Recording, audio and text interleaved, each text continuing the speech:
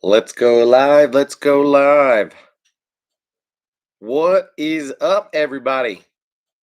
It's Tyler with Hooksets are free. Welcome back to the channel and welcome back to another live stream. It is about 9:15 here on Saturday night, the 12th of February, 2022. Hope you guys are doing well this evening or whenever it is that you might be watching this back on the replay. If you are watching this on the replay, feel free to click the live chat button so that you can see who is contributing in the chat throughout this live stream. Tonight, I've just got a very short agenda, and that is to unbox this tiny little package here that is from the ever famous Debo's Fishing. So got this package in the mail just a couple days ago. Have not opened it yet because I know what it is and I'm excited to see it, but kind of wanted to do so on live so that you guys could see it with me and react in real time. Matt already knows what it is. A couple of you guys might as well. But what's up, Adam, Daniel, Matt? How are you guys doing? Happy Saturday night to you. I'm going to have a little Ecliptic Brewing Phaser Hazy IPA tonight. Pretty sweet little label on this beer. But yeah, just hanging out. I know that some of you guys were probably watching Debo's live stream earlier tonight, and I've got a package from him that he sent me just a couple days ago. So, gonna open this in a few minutes. Got a little rattle in there. Abe, my man, how you doing tonight, dude? Ron Hawley in the house. Ron, I am so sorry for not replying to your text earlier this week, but we can certainly address some of the stuff that you mentioned, especially in the text that you sent me. I think it was yesterday. I've been really busy with work related stuff this week, and so didn't quite have an opportunity to get back to you. I also had my birthday on Thursday. Went up to the mountains, did some birthday skiing, met up with a couple friends, had a great time, and then my wife cooked me a special dinner and baked some special cupcakes for me. And so I was super spoiled on Thursday. And yeah, just that was right in between the two texts that you sent me. So I apologize for not getting back to you, man. Please don't take offense to it. But hope you guys are all doing well.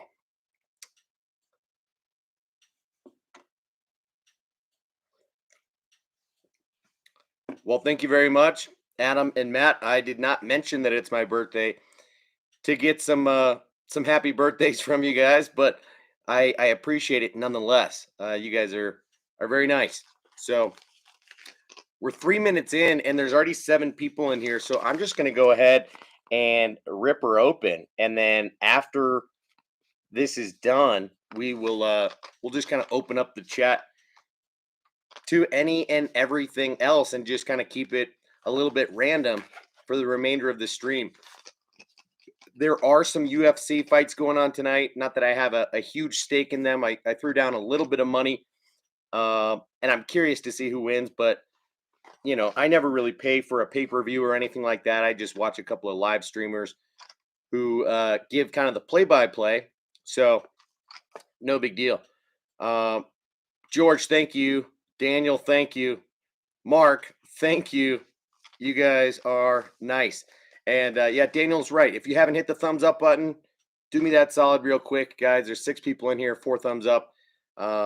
It does help the channel get a couple more views in the day or two after I go live. So anything to grow the channel. And I'm curious to talk about bass fishing channels on YouTube in general, what you guys watch and why. We can get into that after I open this little package here. So Abe says, we don't celebrate them at my age. Yeah, I did feel old a couple times on my birthday, but I hear you, man. Thank you, Ron, for the understanding and for the birthday wishes. Daniel, I have to be honest with you and let you know that I did not send out your reels this week. I will let you know as and when I do so. I apologize for that, but they should get out this week, okay? So here she goes. Whoa, baby. All right, so packed in this tiny little package, we have a rad little Debo decal here that I will slap onto one of my tackle boxes. That is really cool. Little Debo sticker decal. I'm not sure what you'd call it, but that is fun to have. And then here I've got the lip and two tails to go with a lure that Debo custom painted. And this is the blank from a DRT Tiny Clash. Of course, it's not made by DRT. I'm not sure which website he bought it on specifically, but check this thing out. This is like a baby bass rainbow trout hybrid type of pattern, and it is absolutely gorgeous. Debo killed it on this paint job, and I gotta say, I am very impressed and very happy with it. I ended up trading him some Megabass jerk baits. If you guys watched his live stream that I was on, 6 weeks ago or so, he mentioned on that stream that he did not have any Megabass Vision 110s in his possession, and I told him I would send him a couple. He said, "No, you don't need to do that." And then we got to talking offline through DMs on Instagram, and I said, "You know what? How about we just do a little old-fashioned trade? I'll send you a couple jerk baits for Megabass, and you send me one of your lures." And ultimately, I chose this one that he had posted about a couple days prior. So it's gorgeous, right? Here it is up next to the original, and size-wise, these things match up almost perfectly. It is kind of an identical blank, and Matthew will need to tell us in the comments because he did some testing for Debo on this bait. You can see it's a little bit wider than the original on the belly, at least. But otherwise, it looks pretty identical. Maybe that tail section is a little bit shorter. Could just be the way that I'm holding it up. But let me go ahead and throw the lip and tail in here for you guys to see. So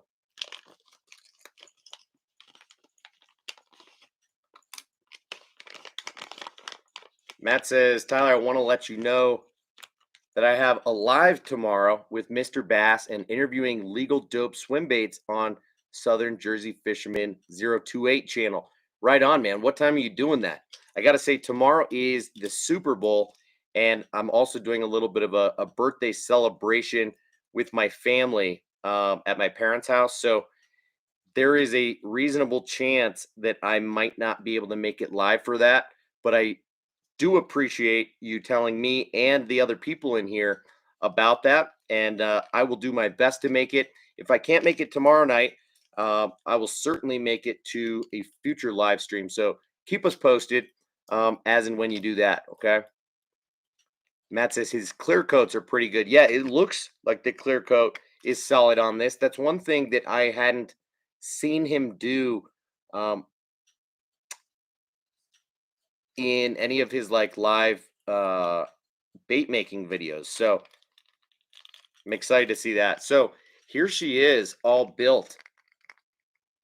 And this is a replica of the DRT Tiny Clash. Let's compare the rattles in it because I think that might be one of the big differences. Yeah. The Clash 9 is silent and the replica has a rattle in it. So very interesting. That could make the difference in getting some bites. But yeah, looks real good. You know, this is kind of a shad and this is a baby bass. And depending on the time of the year and the way that I fish it, I'm excited to see kind of what this guy is able to do. And with that clear coat on it, it might hold up just a little bit better in terms of the paint as compared to, say, the original DRT bait, which does not really have much of a top coat on it at all. And from what I've heard from Matt and a couple of other people, is that it gets hook rash very easily. So either way, these are baits that I am hoping to put to use pretty seriously this year, and prioritize over a bunch of other hard swim baits that I have, whether they are single jointed or double jointed. Uh, the Clash 9 is one that I really want to learn to use. So let me catch up on these comments real quick. Justin in the house says, Tyler just got back from the store, picked up a Hybrid Hunter Junior in the Chartreuse Perch and the Rebel Buzzin' Frog. I've been dying to pick one up for a while now. That Rebel Buzzin' Frog I'm not super familiar with, but I will tell you right now, the Hybrid Hunter Junior is wicked. I've got this in a whole bunch of colors, and I really like it. That's another bait that fits into the category of what I was just talking about, in something that I want to prioritize using this year, specifically when the water gets a little bit warmer, the grass grows up further. I did not utilize this bait quite as much as I thought I would this past season, but I did enough to find out that I much prefer the Hybrid Hunter Junior to the original Hybrid Hunter. Part of it is profile, and part of it is action. You know, the action is comparable, but this smaller size is more of a typical. It's 3 inches long still, and it weighs a half ounce. So to me, this is plenty big of a bait, whereas the original Hybrid Hunter is a massive bait, coming in at 3.5 inches and 1 ounce in weight. So this is a much larger bait, more significant, needs to be thrown on more of a medium heavy than a traditional cranking stick that for me is more of like a medium power and moderate action. So anyway, yeah, great bait, man.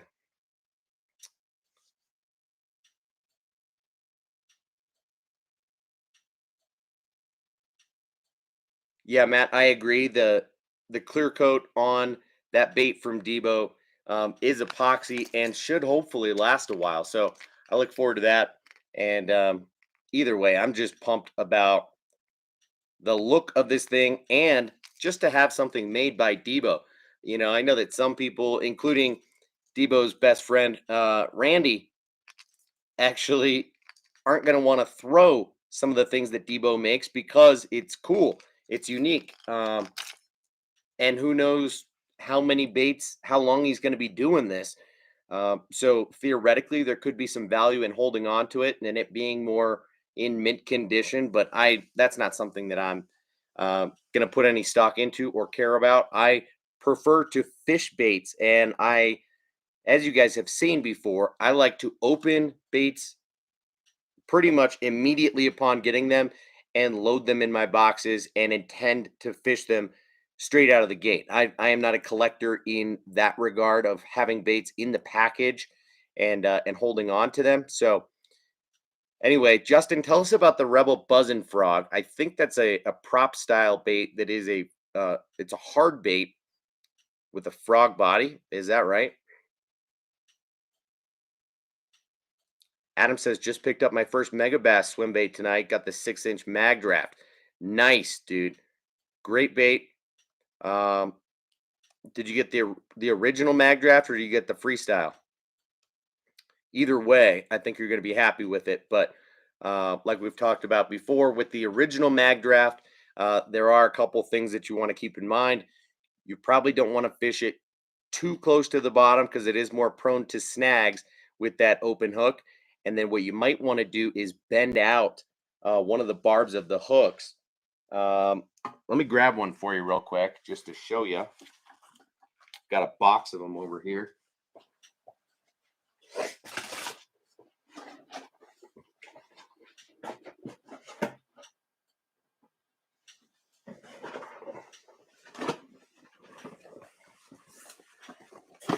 All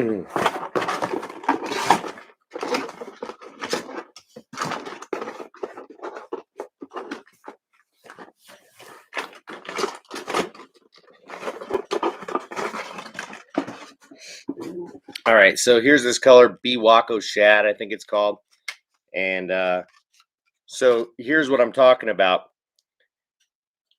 Straight out of the package, it comes like so. But as you guys know, this hook is on a swivel. So literally you can turn it so that you're putting one point of the hook up into the bait.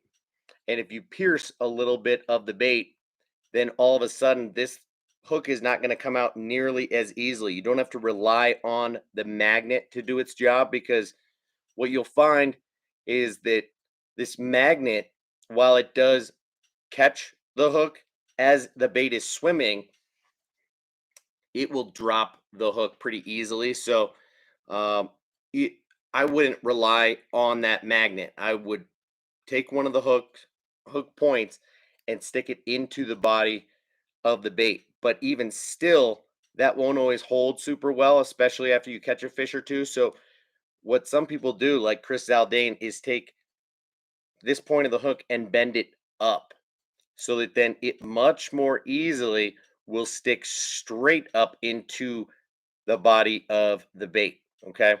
So if you've got the original mag draft, that is a hack to consider.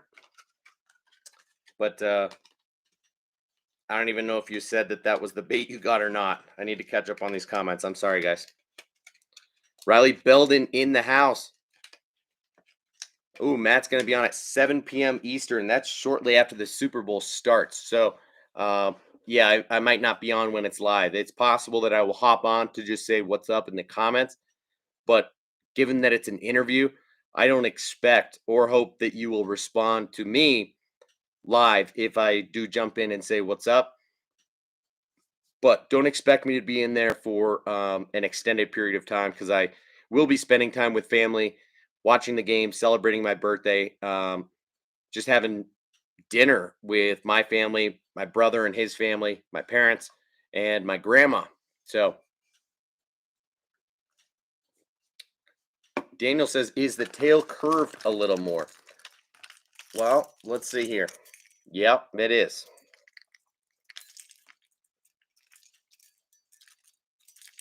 I'll put these side by side so you can see.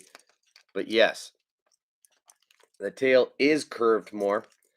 And I don't know if that's going to have much of an effect. I'm sure that I could warp it so that it's not quite as curved up.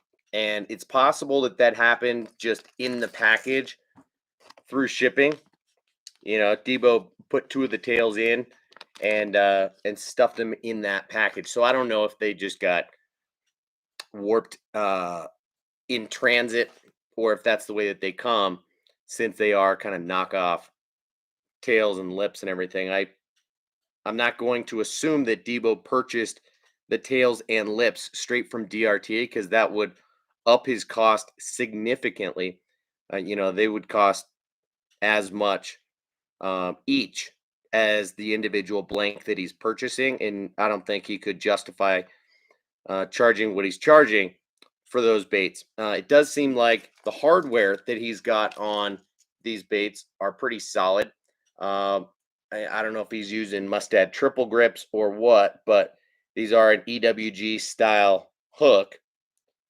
They look sized appropriately, perhaps a little bit small, but not a big deal. This is probably like a size 2 hook on there, whereas on the original, they're about the same size, just a little bit wider gap on these guys. So I am very, very pleased with the exchange from Debo and the quality of his work. So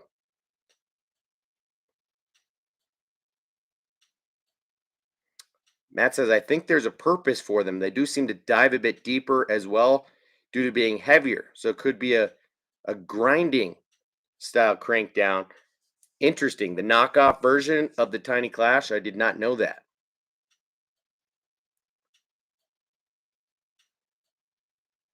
He says the tails are usually curled like that. Even the original ones and the new ones have more of a curve as well.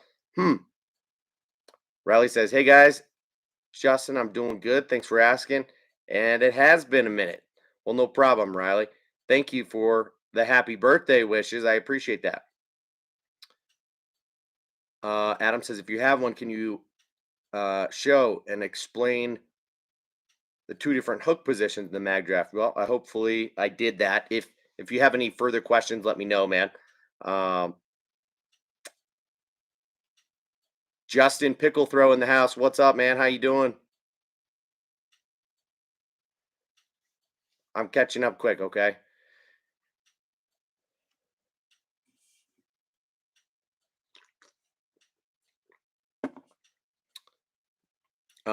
Matt says he's going to add a feather treble to the KO, make it wobble a little bit less, give it some extra action as well. That's an interesting idea. Speaking of feather trebles, I was thinking about pulling out this one mag draft as we were talking about them, because I did make a modification and change out. I don't know if I changed out the hook or if I just added this stinger to it, but on one of my original mag drafts, I've gone ahead and added a hand-tied feather treble to this, and I tucked it into the rear fin of the bait. So that is also on a swivel. So I put a swivel onto this hook and then added a stopper of sorts, and then put another treble hook on there. So got two going here, and kind of like that, just adds to the hookup ratio of the mag draft, and gives it a little bit more flair with that feather treble. So I always am a fan of modifications like that. So you got me thinking, man. Riley says, I'm not a Rams or Bengals fan. Me neither. But I hope my hometown Joe Burrow wins for my LSU fan. Also sad to hear about Tom Brady. Yeah, but we could go down the rabbit hole of football for a while. But I agree. I am neither a fan of the Bengals nor the Rams. However, I'm actually kind of rooting in the opposite direction because Matt Stafford is so deserving. The dude's been in the league for a long time, has been a very solid, if not borderline elite quarterback for a long time, but played for the crappy old Lions for so long. And, finally is getting his shot with the Rams. He's on a very well rounded team. And, the Rams have made some unique moves and are really the only team in football to go all in and trade all of their draft picks for like the foreseeable future, for the next couple of years, to get high profile players and to stack their team and the talent so that they have the best chance possible. So I had Cooper Kupp, their wide receiver, who had a record setting year this year in fantasy football. I had him in fantasy football. He set records in the wide receiver category this year, swept all three categories: receiving yards, receptions, and receiving touchdowns. Just totally dominated. So I like Cooper Kupp. I like Matt Stafford. They traded the Broncos for Von Miller, our best pass rusher, has been for the last 11 years. And so I'm kind of rooting for the Rams, but I wouldn't be surprised if the Bengals and Joe Burrow just pull it off. They're kind of the underdogs, and they've been on fire as of late. So you never know. Joe Burrow just has something about him, kind of has that it factor, and is able to inspire his teammates and everybody around him because of who he is. And I have a feeling he's going to be a good quarterback for a long time. So assuming he doesn't do anything super reckless and hurt himself too bad.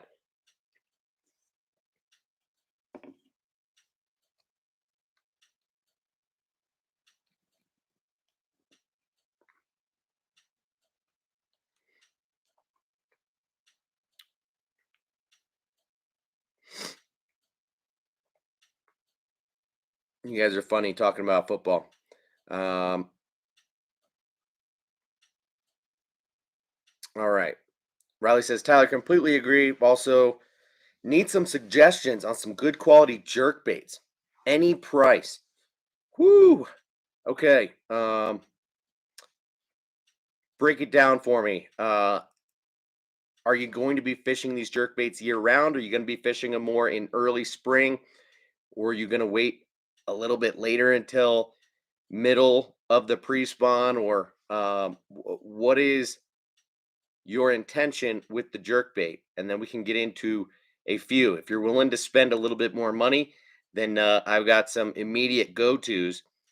If not, then we can talk about specifics that you can get away with and still have very quality baits for a little bit less money. Okay, so tell me, you say any price, but that jumps up pretty quickly.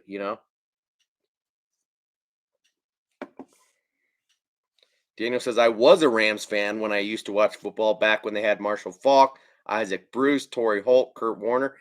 No doubt about it. Late '90s Rams were sick. Same with the Broncos, hard not to like all of those players. Matt says, Tyler, what's your favorite walking bait to use? Wow, great questions, guys. Okay, so let's just address the walking bait real quick before we talk about jerk baits, um, because we could talk about jerk baits for a long time.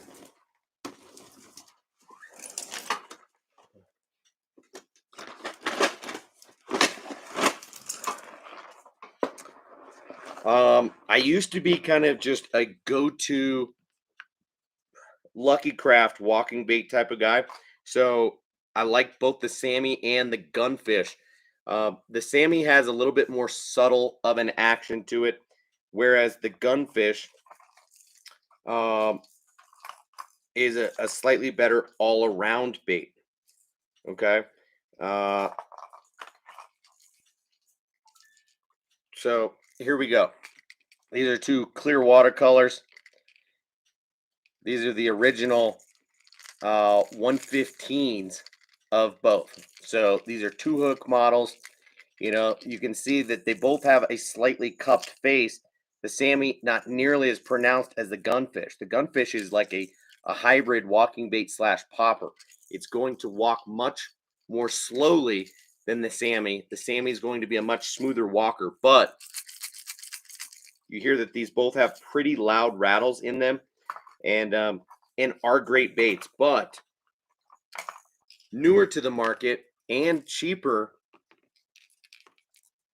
is the Lucky Craft Sammy 105. So this is a slightly shorter bait, and still it has three hooks on it. So in my opinion, the three hooks is a major upgrade in terms of hookup ratio. This bait is built just a little bit differently. It has a higher pitch rattle, um, and it has like a thinner wall of plastic. So that's not something that really bothers me. I think some people are a little bit worried about that for one reason or another. But that Sammy 105 is one that I do like. Now, last year I probably threw the Teckle Kick Knocker Junior most. It has that one knocker sound with just some rattle up in the nose. And it is a great bait. The Kick Knocker Junior is like a 100 size. So it's like the same size as a Super Spook Junior. And it also has three hooks. These are smaller treble hooks on it. Has that same sound profile as the bigger Kick Knocker. Pretty expensive walking bait, but very good still. So um, in terms of go-to walking bait, I would say probably still the Lucky Craft Sammy, but it's been transitioning to that Teco Kick Knocker Junior. Um, a few that I still throw a fair amount are the Strike King Sexy Dog. Um, I I do keep trying to catch him on the 6 cents catwalk because I like this bait and it's a little bit different than most walking baits. It does dip subsurface ever so slightly as it's walking, but it's a smooth walker and it's pretty subtle. Just has a one knocker in it, and I like it. So um, yeah. Aside from those, one that's like a little bit unconventional, but still fits into that same category as a walking bait is the evergreen shower blows. Can't go wrong with the shower blows. Has more of a one knocker sound, and this thing sits ass down and will pretty much walk in place. It will spit a lot of water, so you get a very different type of action out of this guy than you do out of most of the other walking baits that I was just talking about, in being baits that you're going to cover water with. So I will fish something like a shower blows where I would throw a popper a lot of the time if I'm looking for a little bit bigger of a bite, and more of that walking action. So typically, I'm going to fish a popper either as a blooping style bait or a spitting style bait on a very slow retrieve or a quicker retrieve. Whereas a walking bait, I'm either going to fish it quickly and steadily and cover water, or I want to fish it in place and have it just moving side to side, throwing water, um, which is a very different action than what you get out of a popper that is just blooping slowly. So hopefully that makes sense and answers your question a little bit. Now, let's answer Riley's question about jerk baits, because Daniel says, Megabass Vision 110, Berkeley Stunna, 13 Fishing Loco. Yeah, those are kind of easy ones to mention if you're wanting to talk about expensive jerk baits, if you've got kind of a higher price budget. So Riley says early spring and also upcoming for this month. I have a tournament on the 26th and we're trying new stuff.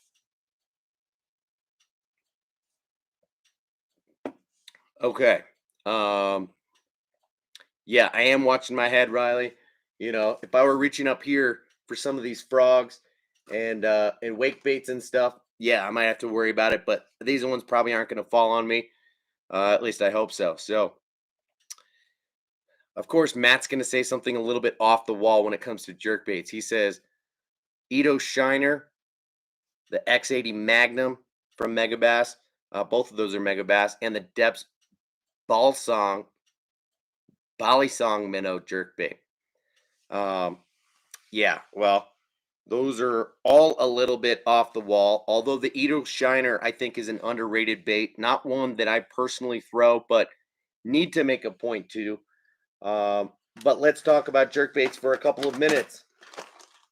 So, yeah, like we said, Riley, you did say any price. So,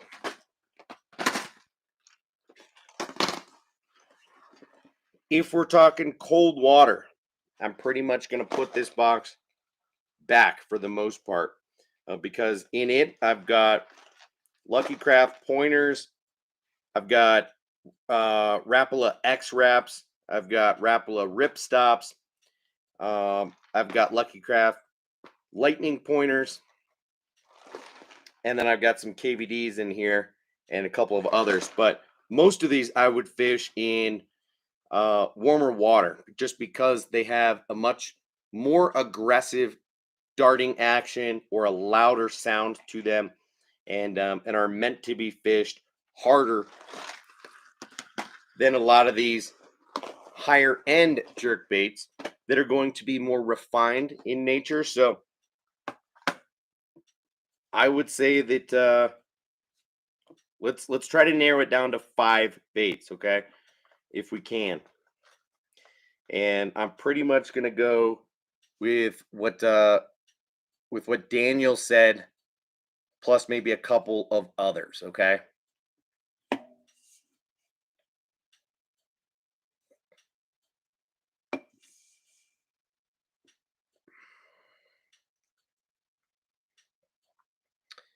And Ron says, Must or bust. Bass Pro Shop's website. Can't stand using the site. Love going in there, but hate the website. That's a good question. I don't know. I shop on Cabela's website more than I do Bass Pro, so I'm not sure about that. Um, and yeah, Riley said that she is sponsored by Strike King, so we can talk about the Strike King jerkbait because it is a good one and worth having. So yeah, if you've got really cold water temperatures, you're going to want a very sensitive bait. And a couple that I would mention are the Megabass Vision 110 series. Now that spans pretty wide, okay? So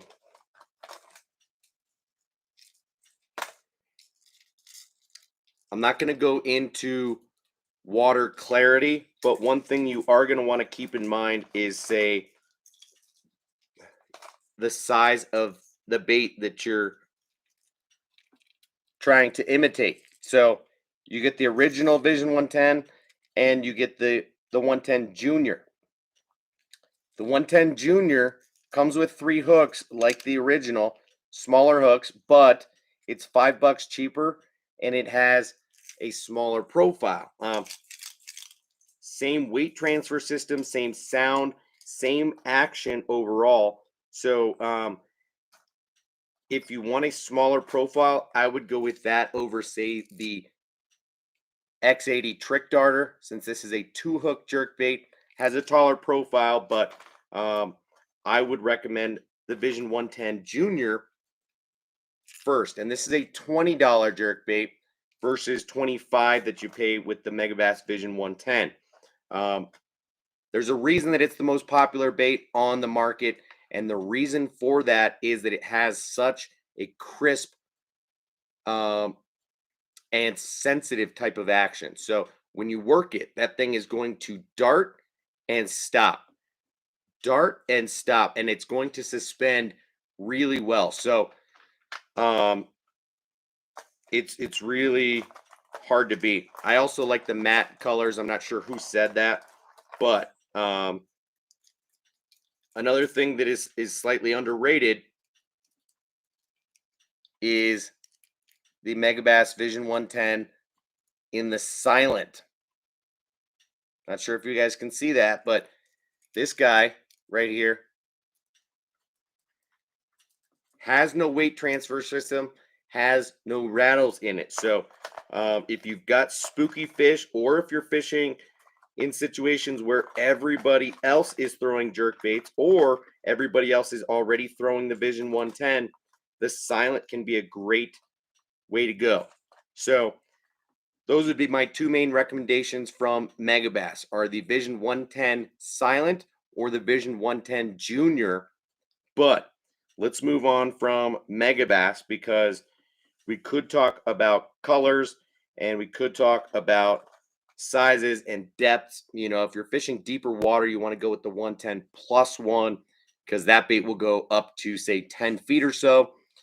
The original Vision 110 is like a 4 to 7 foot diver, if we're being honest. Now, the Berkeley Stunna is one that that is newer to the market, but is a impressively made bait. This is the same size as a Vision 110. It's got a crisp action. It's got good quality hooks on it. It's going to have a little bit more quiet of a sound than a Vision 110 will, but they make it in some great colors. It comes with these EWG hooks on it stock, so I will probably end up swapping out 1 or 2, if not all, of these hooks to round bends. And I don't know what it is, but these have slightly smaller hooks on them. But this bait does seem to be made well, does have a good action, and comes in at $15. Okay. Right in that same price range, like Daniel mentioned, is the 13 Fishing Loco Special. This is another bait that I have not fished yet, but have recently picked up and have heard nothing but really good things about. Just like the stunner that I mentioned, this comes in some wicked color patterns. Is that 110 size. Also comes with some relatively small short shank EWG trebles on it. I think these cost $15.99 or something like that. And it's going to sound a little bit more like a Vision 110, a little bit more loud of a sound. But good bait nonetheless. Suspends well, good action, kind of has that middle diving depth. All of those are going to be solid in 4 to 6 feet of water. Now, if you want to fish a little bit shallower, a bait that is kind of a must-have is the old Jackal re-range. I like to throw the re-range in the 110 size. You can see that this one is the original. This one is the MR, the medium diver. But the original is a little bit different of a jerkbait. This thing has a magnetic weight transfer system that will slide to the back on cast, and it is a little bit alarming, the sound that it makes when you're loading up to cast. It sounds like something's breaking, but this bait casts a mile and is fantastic. It dives shallower than the others. So this one is more like that 2 to 4, upwards of 5 feet, but really not going to go any deeper than that. And it has a really good action. And unlike the others, this has more of flat sides on it. So also great for cold water, but it does well in the summer too. Okay. If we're talking about flat-sided jerk baits, another one to talk about that is a little bit underrated, not talked about enough, is the dual hardcore minnow 110 SP. This is a flat. So hardcore minnow flat is what it says on there. 110 SP. These have reflective color patterns on them, flat sides. Really good bait. This one is going to dive more like that 4 to 6, 4 to 7 feet of water, but is worth looking into and is a little bit cheaper, closer to that $10. So those last three that I had mentioned in the Berkeley Stunna and the 13 Fishing Loco Special and the Jackal Re-Range are all right at like $15 a pop. As we step down from there, that dual hardcore flat minnow and the Spro mix stick in the 110 is a must-have as well. So especially for the colder water that you're fishing. One other that's a little bit off the wall that you might want to look into is the Ima Flit. Okay, and you can probably see from what I'm showing you here that this has multiple rattle chambers. So it's like a diagonal triangular type of internal of this bait. And what you get is more of a rattle trap type of sound out of a jerk bait. And it's a quality bait overall, and I think it costs $10. So worth having, especially for when people are throwing both lipless crankbaits and rattle traps in the spring. Okay, so that would just be a little bit later as the pre-spawn is starting to warm up, and you're fishing baits just a little bit more aggressively. But if really you want a bait that's going to suspend perfectly, I would stick with some of those first ones that we mentioned. But given that you said that you are sponsored by Strike King, Riley, I would tell you that The Strike King J300. The 300 is my preferred size when it comes to their jerk baits by a while. And the main thing is the size of the bait and the fact that it has 3 hooks on it. I think that this bait suspends better than the others, and I really prefer the 3 hooks over the 2. So the J200 is more that 100 millimeter versus like a 110, and it only has 2 hooks on it. Both of them suspend pretty well straight out of the pack, but the 300 is my choice day in and day out by a long shot. Only thing is, this bait does dive just a little bit deeper than the others. This thing will go like to 8 feet, whereas their medium diver, or longer bill, I should say, is like a true deep diving jerk bait and will go to like 12 feet. And so just keep that in mind, that the Strike King 300, J300, will go a little bit deeper than those other ones that we just talked about. Rapala makes some great ones as well in the Shadow Wrap and the Shadow Wrap Shad. One of them has a slow rise, one of them has a slow fall, and that can be strategic depending on the action that you are looking for. But I'll just stick there. Those are pretty much the ones that I would look into to start out with. A jerk bait that is in the ballpark of 100 to 110 millimeters in size, but has 3 hooks on it, and is made to suspend well out of the package. If you have any questions for me, feel free to text me in real time, like when you're going to the store tomorrow. No big deal, Riley.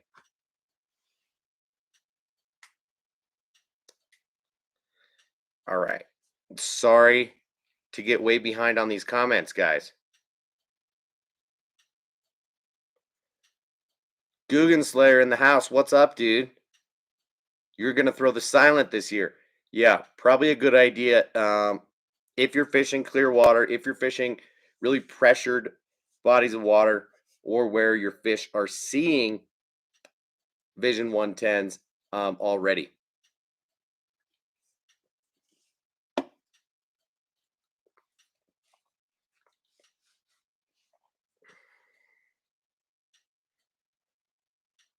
And Daniel's right. The Loco Special, if you buy it from Discount Tackle, is not $15.99, but rather down to $13.59. That is what I got these for maybe a month or 2 ago.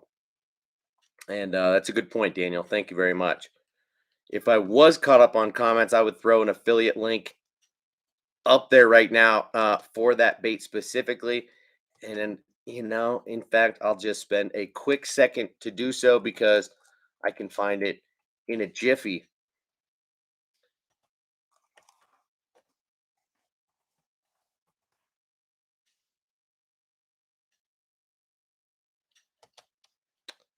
$13.59. You are correct, good sir.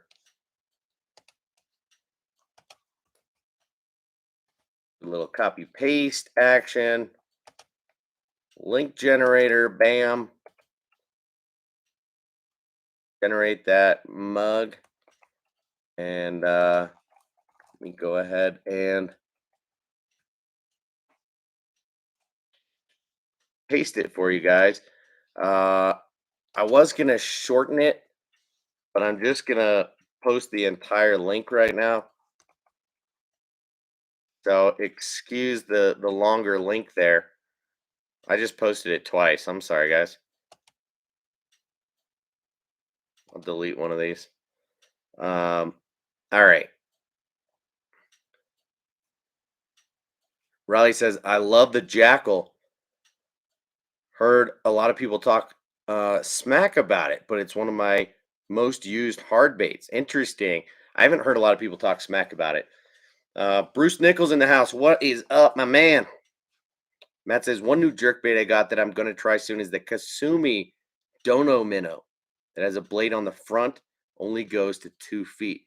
Yeah, Kasumi is new on the market, at least here in the U.S. They're a Japanese company, and I'm excited to see what they put out. But that sounds interesting. Shallow diver that only goes 2 feet. It has a blade on it too. That's pretty fascinating. I will occasionally put on the VMC high bladed hybrid trebles on the middle hook uh, of a 3 hook jerk bait.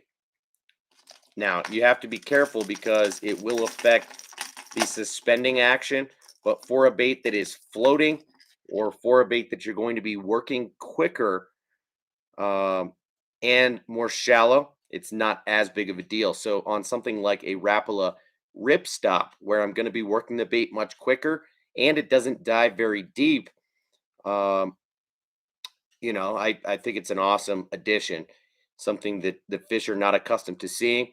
And yeah, man. Matt says, Tyler, what are your go-to flat sides if you could only have three? Um, Evergreen Flat Force.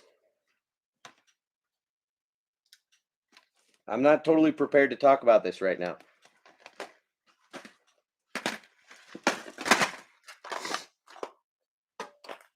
Evergreen Flat Force.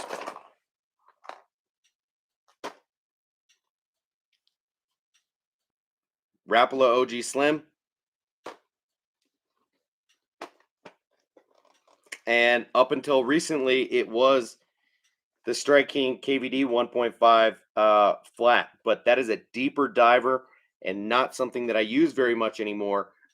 So I can tell you immediately that the Strike King Chick Magnet is going to work its way into my arsenal easily this year, um, especially alongside the OG Slim. But Daniel said the Fritz side, absolutely.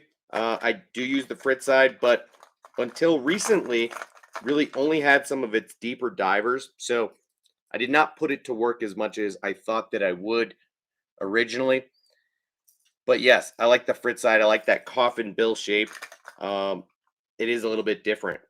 I also use the 6 Sense Crush Flat 75X. It's not exactly the most flat or narrow flat-sided bait, I should say.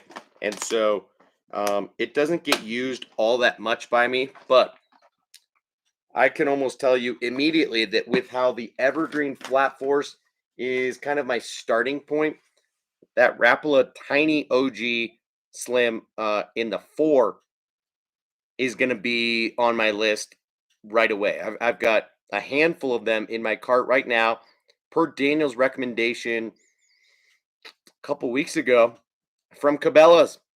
So they've got most colors in stock at the moment, if not all of them. So I'm gonna buy like 6 of them, uh, probably tonight, if we're being honest. So if you guys are interested in that bait, have been looking at it but can't find it in stock, it's in stock at Cabela's, and you get a better price there than you do elsewhere. I want to say they're like $8.99.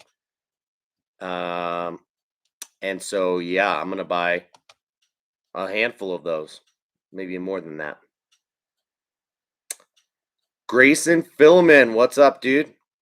What are your favorite pre-spawn/spawn swim baits? Whoop, just lost you. I was scrolling as I was reading.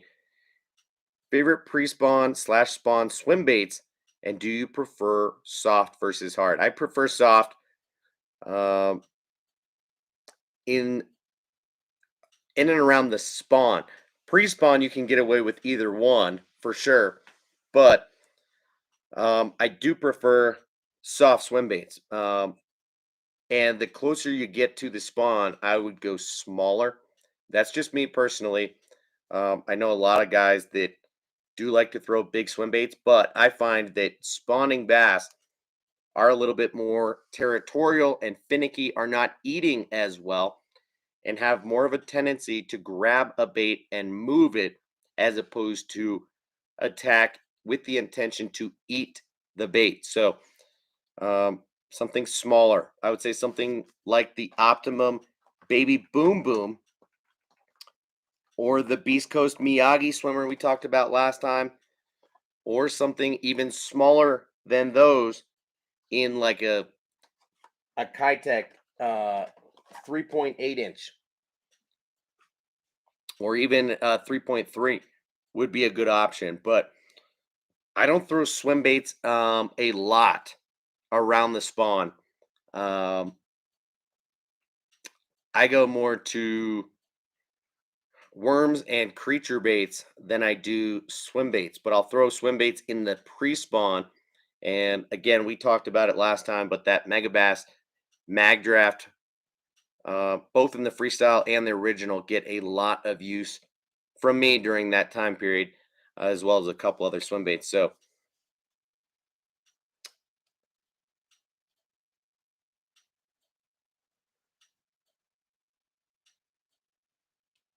Riley says, Tyler, we also picked up Z-Man. So if you ever need the hookup, let me know. Thank you, Riley. I don't know that I need a hookup because I've got so dang much of it, but I will definitely keep that in the back of my mind. And I appreciate you saying that and offering it up to everybody else in the stream too. Very cool.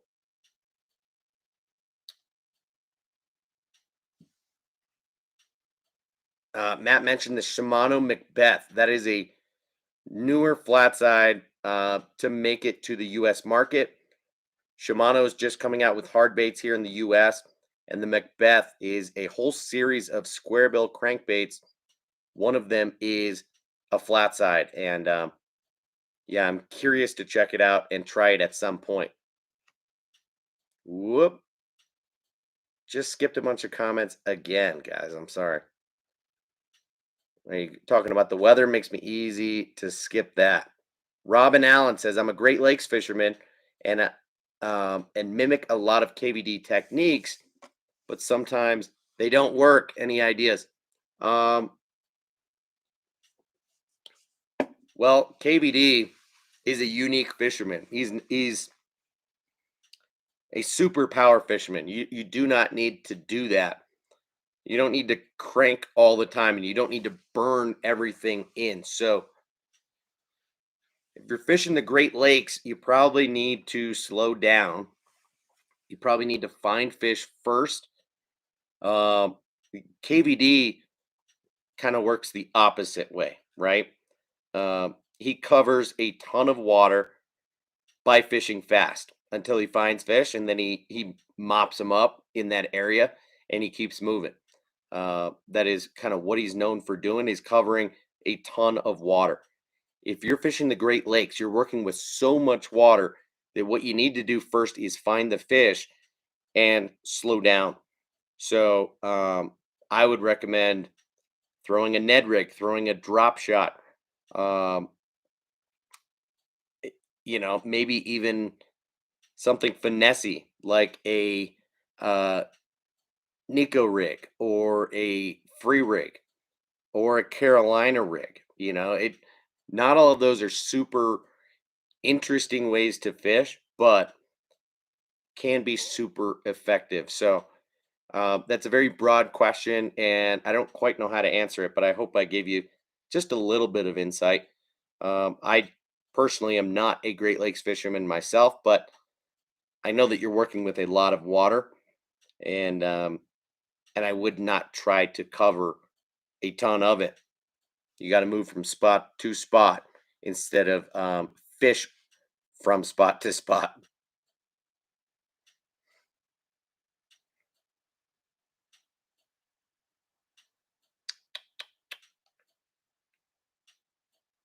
All right.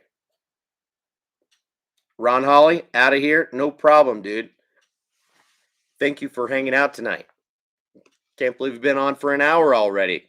I did not expect that. So thank you for hanging out as long as you did, man. Appreciate it. You guys talking about your favorite baits or your best producing baits from last year? We've already talked about mine before, but what else do you guys want to talk about? I'll stay in here for a little bit longer. In fact, I'm probably going to use my Thunder mug real quick. I don't know if Ron's still in here to hear that, but I'm going to take a quick pee right behind the camera and then hang out with you guys for just a little bit longer, finish my beer, maybe talk about a couple more topics before I dip out of here. Riley says she's out of here too. Got to work in a few hours. Well, dang. Yeah, get some sleep, girl. And thanks for stopping by. Thank you for the birthday wishes and for letting us know about your hookup at Z-Man and or maybe Strike King. So have a great rest of your night. We'll see you in the next one. I'm going to take a quick pee in this cup. I'll be back in 45 seconds or less. I'm not even going upstairs, guys. So think of something that you want to talk about for a little bit longer. If you've got any questions.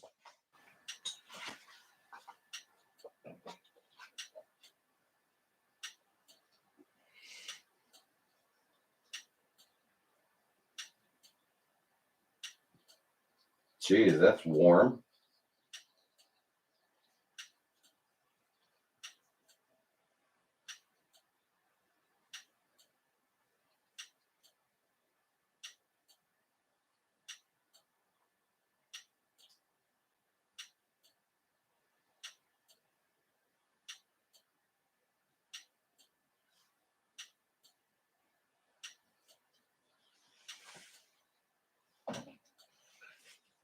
Pretty hydrated. Pretty hydrated.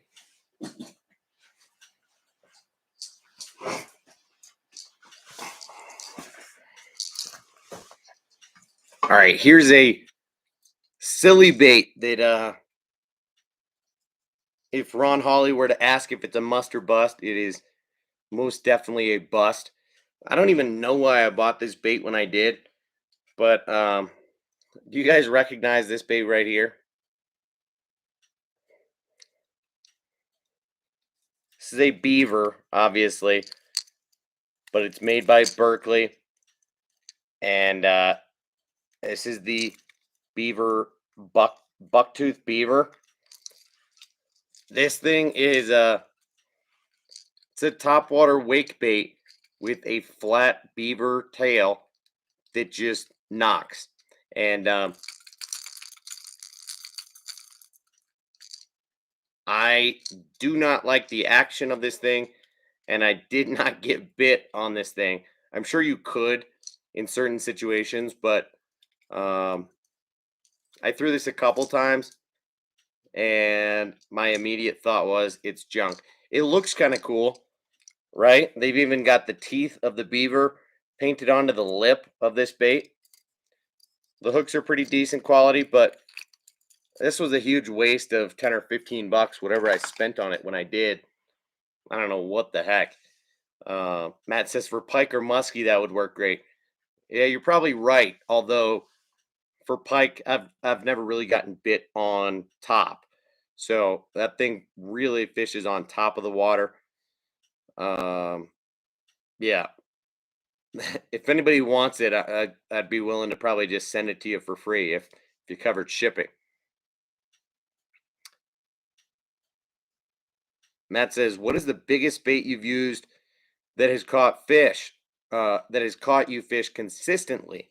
Mine is the tiny clash and the eye slide. Um, Good question. Hmm. You know, until 2 seasons ago, I didn't throw a lot of bigger baits. So, man, that has consistently caught me fish. That's almost like a trick question, right? There's only two baits that like immediately come to my mind that are hard baits. Well, just kidding. One's a hard bait, one's a soft bait. Um, and I hate to beat it to death, but One is the Megabass Mag Draft Freestyle. It's been a consistent producer for me over the last few seasons. I've got a whole bunch of them, and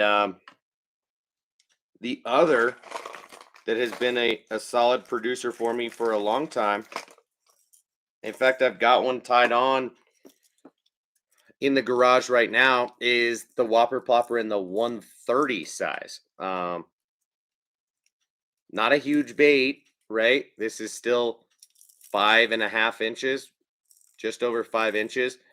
But compared to a lot of other top waters, it is fairly large. You know, this thing weighs like 1.5 ounces, and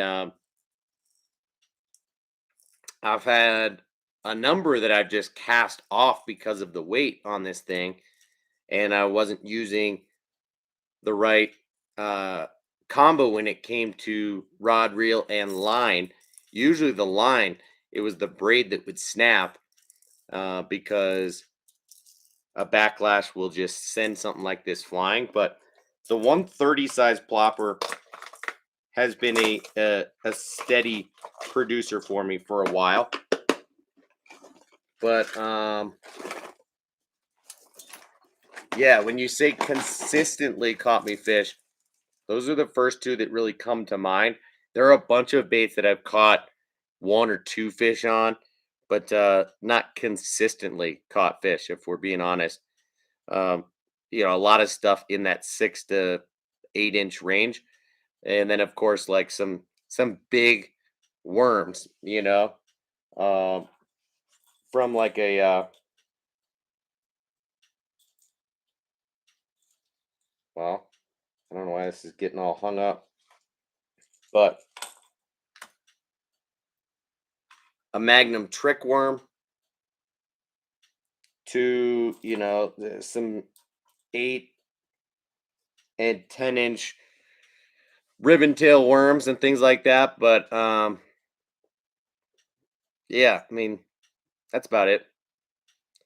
I also consider that plopper a big bait, and that's the reason that they came to mind. So there haven't been a lot of other baits that I've consistently gotten bit on, but I'm hoping that the Tiny Clash, which is, you know, bordering on a big bait, is one that that might make its way onto that list if you were to ask me the same question next year. Russ Dennis in the house. What's up, my man? Mark says, I have the Savage Suicide Duck. Never got anything on it, but it's fun.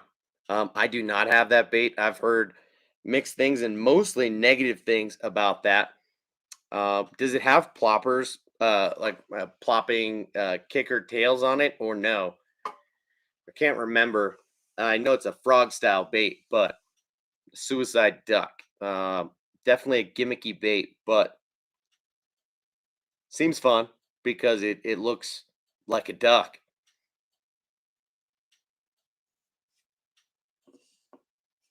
Russ, dirty mind, nothing like some bald beaver and some coffee in the morning before fishing.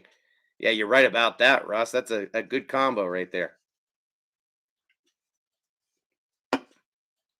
I haven't hit that combo that many times before an early morning fishing session, but would be nice. Daniel says, I caught a ton of fish on a Zoom Old Monster worm. I think it's 10 inches. Yes, that's really the one that I was thinking. And they've got like, you know, 2 or 3 or maybe more than that in that range. You know, the Mag 2 is a little bit bigger than that. This is, I think, is an 11-inch bait.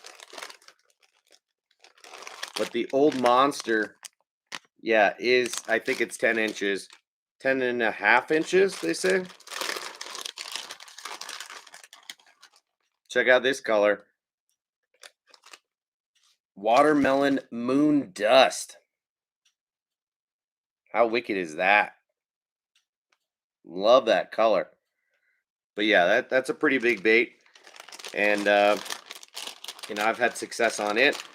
relatively consistently. I just don't throw it all that often anymore.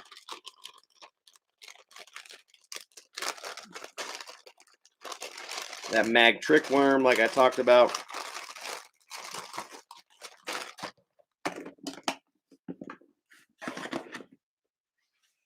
Anyway, Matt says, are you mainly fishing for largemouth or smallmouth? I never caught a smallie before, but here it's worth the drive since the nearest place is like 2 hours away almost. Dang. It is worth the drive.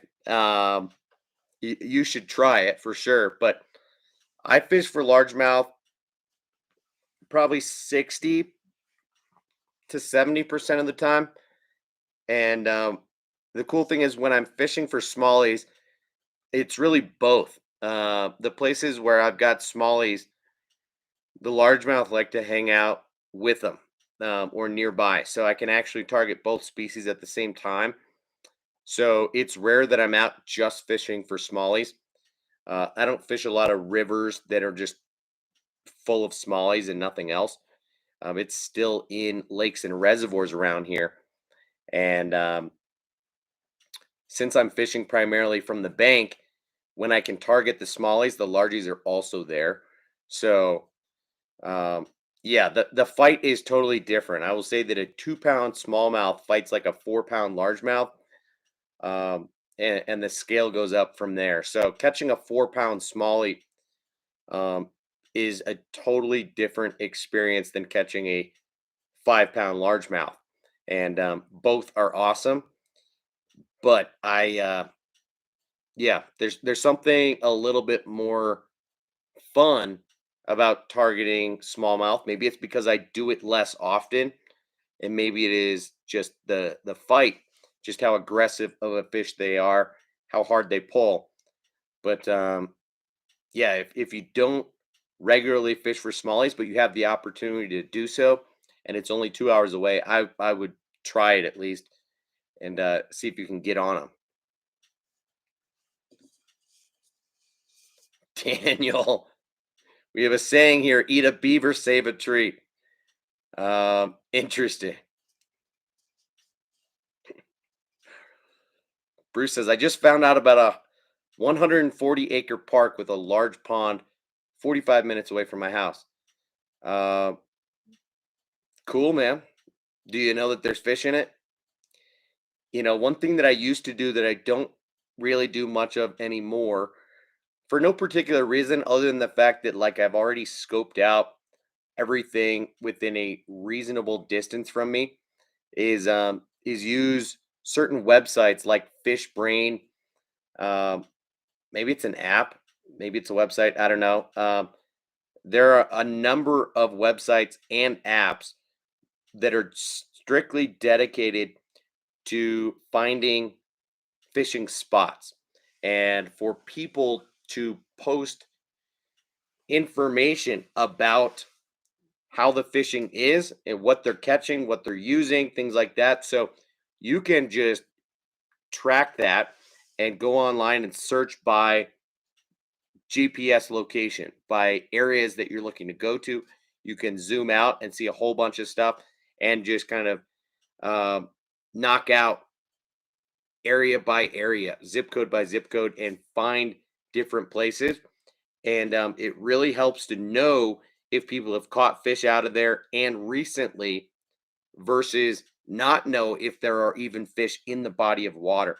You'll save yourself a lot of time, and then once you get there, if you know there are fish already there and that people have been catching them, then you can more quickly narrow down how high quality of a fishery it is, how pressured it is, what size of fish are there, what kind of baits you need to be using. So keep all of that in mind and use something like Fish Brain if you don't already.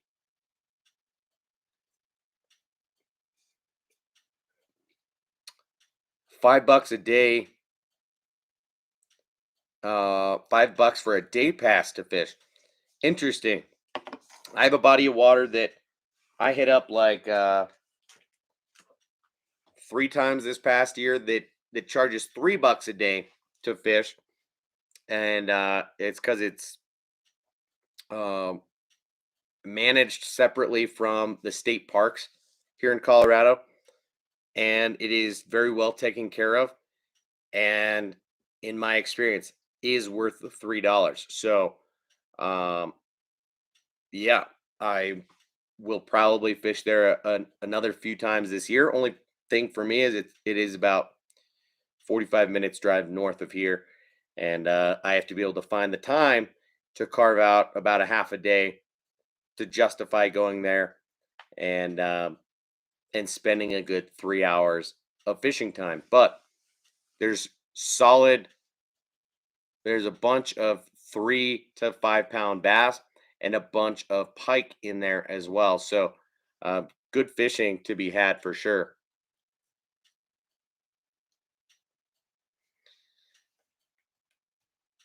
Guggen Slayer says, I got a trophy smallmouth lake near me, but it's very difficult.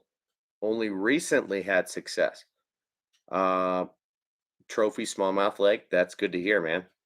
Yeah, the state record here in Colorado, which is like 7-11, something like that, was caught out of a reservoir just 20, not quite 30 minutes away from me. And so I thought I was going to fish that body of water a lot more last year than I did, but I definitely do intend to fish it a reasonable amount this year as well. So, uh, yeah, some of those bodies of water, because they're trophy lakes for certain types of fish, get more pressured, and the fish get wise to certain techniques or certain areas, and it can be difficult to catch them. So you have to kind of adapt. You have to do things differently. You have to find those very fine um, spots where, say, there's a drop off, there's a change in contour, and you have to know kind of what the average fisherman doesn't know so that you can present your bait a little bit differently or in the right area and start to have more success um, at that body of water. But that all takes time for sure.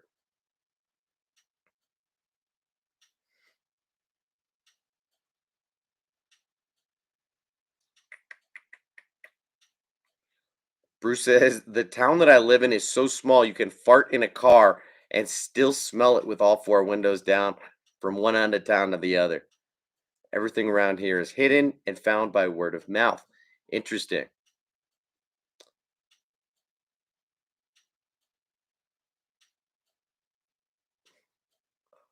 Yeah, they're silly. Matt says our fishing license here in New Jersey went up $5.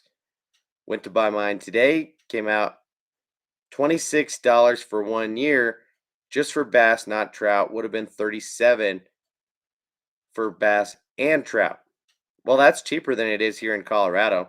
I get an extra rod stamp, and shoot, I don't have my wallet on me, but I want to say it's like 60 or $65, something like that for a year pass.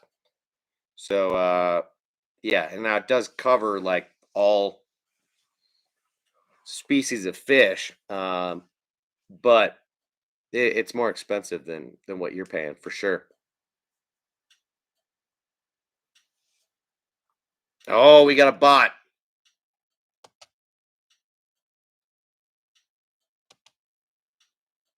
Oh, you beat me to it, Daniel.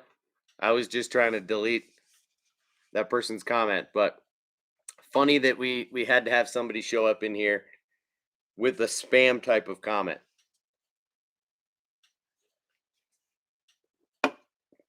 Russ says $54 for a fishing license here in California. Daniel and Matt on it with the bots. I appreciate you guys. Uh, Dudes, I'm probably going to dip out of here just because I'm curious to know what's going on with the UFC fights. Trying to catch up on sleep from the last like 3 nights in a row. I woke up real early uh, on Thursday morning of my birthday to go fishing. and I wore myself out pretty hard. I had one of the most aggressive days of skiing that I've had in the last 3 years or so, and my legs are still super sore from Thursday. Um, and I got some decent sleep last night, but I need to catch up on sleep. Russ, the baby's doing well. He's 11 months old now, man. He's gonna turn a year next month, March 7th, and he's doing really well. He's eating a lot more in the way of solid foods. He's starting to crawl. He's doing a whole lot of goo goo gaga. Uh, he's got a lot of personality coming out, and his hair is getting real long. It's all hanging up over his eyes and stuff. He needs a haircut, but doesn't like being touched very much. He doesn't like his hair being fiddled with. Won't even let me really brush it to get it straightened out of the way. So um, it's a blast having a son.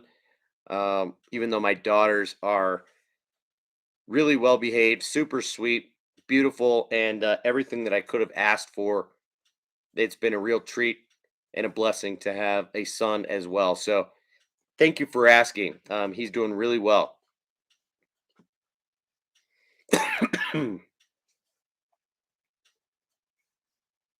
Matt says the lake that I caught my PB in is a trout stocked lake, but it is small. Has some giants in it, but they're very smart and has that fish that I said is a state record made my 6 pounder look tiny. Interesting. Compact jig, deep crank, hair jig, finesse swim bait. Who was asking about that? Guggen Slayer, why are you saying your first lineup? Or are you just volunteering that information? I mean, that's not a bad combo. Compact jig is always a great way to go. I'm going to be putting these Bass Patrol rubber jigs to use um, most of this season. These tiny little quarter ounce, 3/8 ounce football jigs with small hooks, small trailers to use. Somebody be putting to work some quarter ounce swim jigs, and I am also in agreement that compact jigs do work. Um, Hair jigs, no doubt about it.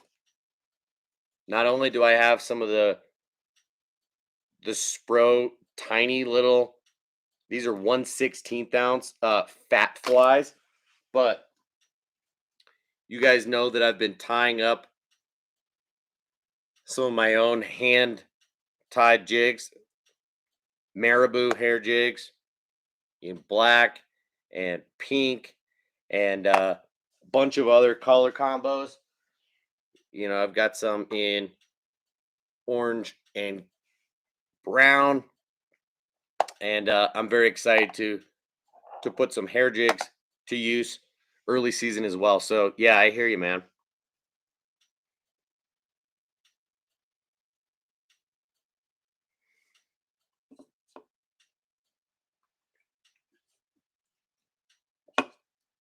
Abe, I hear you, and I thought that might be the case for me too until a year ago. I did not find out um, that I was having a son until he came out, and yeah, I've probably told this story before, but like it took half of the pregnancy or more for my wife to convince me to have it be a surprise.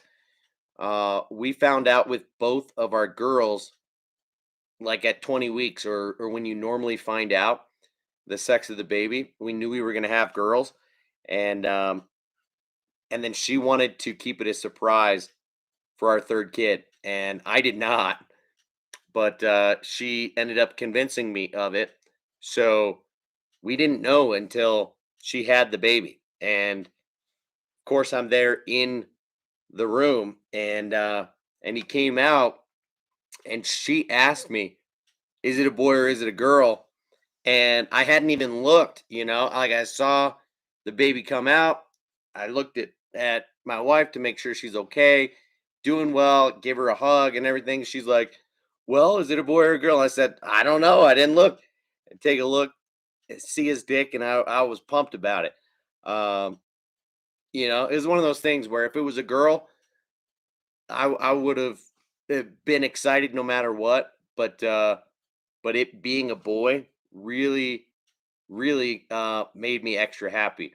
Just having that balance and being able to have a son of my own. So yeah, I had a feeling prior to us having a boy that I was just going to be destined to be a girl dad. I thought for sure I wasn't going to have a boy, and that I, like you, might have to wait until one of my daughters had a son for me to be able to do those kind of activities with and really get into fishing. Now it's possible that one or both of my daughters might end up being hardcore skiers and or fishermen, fisherwomen, um, as they grow up, when they grow up. But that is not a guarantee. And for my son, I'm probably going to push it a little bit more aggressively. My 6-year-old daughter is super into skiing and the idea of it already. So I'm not worried about that. Skiing is just going to be a way of life for all of us.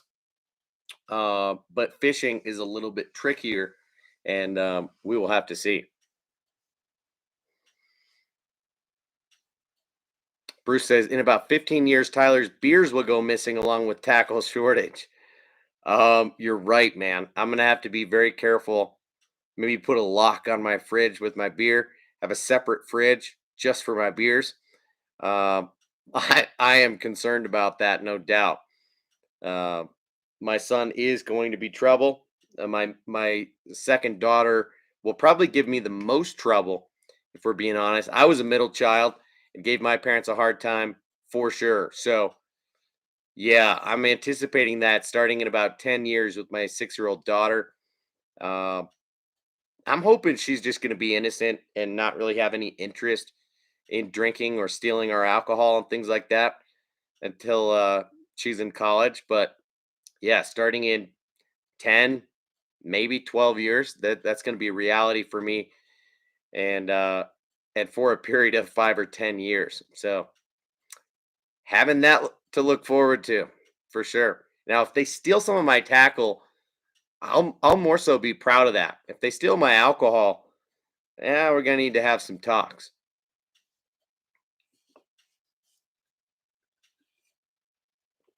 And Matt, you're absolutely right.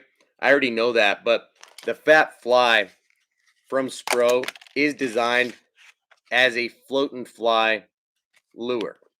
This is meant to be thrown under a float or a bobber um, to control the depth. It is poured and weighted such that it will sit horizontal in the water column under a float. So, um, yeah, absolutely, man. Definitely a cool technique. You need a specialty kind of bobber that will slide if you want to fish deeper.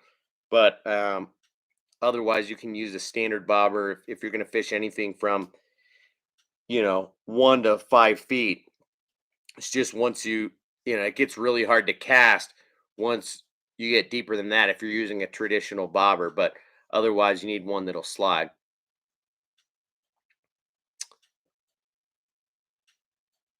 Dang, Daniel said my best friend wanted a son so bad. He had 4 girls first and finally had a boy. Wow. Yeah, I don't think I would have gone for 5 kids just to have a boy. That's insane. And Abe says 3 girls didn't know the first 2, but told my wife I wouldn't be able to fake it. So I got to know now. See, that's what I was thinking. That's what I was saying all along. That's why it took us half the pregnancy of arguing. Um, is I was just saying I don't want to be that guy in the delivery room that sees a girl and acts disappointed when my own baby is being born because I want a boy so badly or so much more than I want another girl. I would feel guilty. But anyway, I got lucky. So Abe says, time to go. Tyler's pissing and dropping baits. That's right. I'm not pissing my pants, but yes, we've been in here for an hour and a half. Guys, I'm going to dip out of here. It's been super fun. So, Abe, we're leaving at the same time. Everybody else, thank you so much for hanging out. If you haven't already hit the thumbs up button, do me that favor real quick. And I'll chug the last sip of this beer. And let's all go have a great rest of this Saturday night. Enjoy your Super Bowl Sunday tomorrow.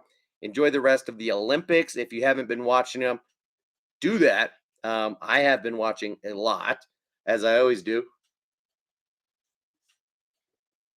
So I'm going to go catch up on some Olympics and some UFC fights and try to get some good sleep tonight. Have a great one. I'll see you guys in the next one. Thank you for your support. Cheers.